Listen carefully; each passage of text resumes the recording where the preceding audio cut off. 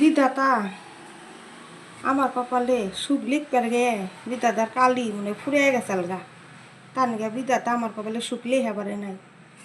ছোটোবেলাও মাসের বাড়ি কাম করে গেছি, মা বাবা মরে গেল, তারপরে বিয়ে আইলো, মনে করলাম দেখ বিয়ে আইসে শ্বশুরবাড়ি যেমন ভালো থাকুন, শ্বশুরবাড়ি আইসেও সেই একই সুখ, মাসের বাড়ি কাম করে খাওয়া নাগে।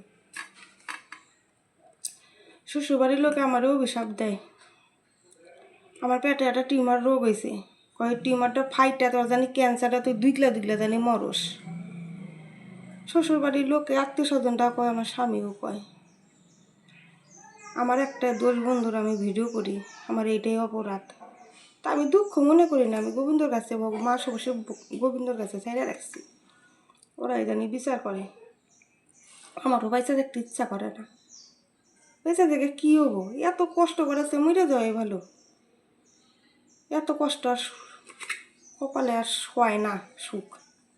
মাসের কাছে কইবা গেলে মাসে কয় ভগবান তো পরীক্ষা নিতেছে, আর কত পরীক্ষা নিব, যে ছোটোকাল থেকে তো পরীক্ষা নিয়েই দিতেছে ছোটোকাল থেকে পরীক্ষা, আর কত পরীক্ষা নিব, আর ভাল থাকে না এত পরীক্ষা, আর আমি দিয়ে পারতেছি না।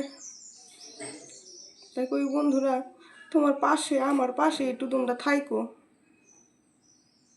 ভিডিও করে যদি নিজের পায়ে দাঁড়ায় দুটো পয়সা রোজগার করে নিজের চিকিৎসাটা যদি নিজে করতে পারি,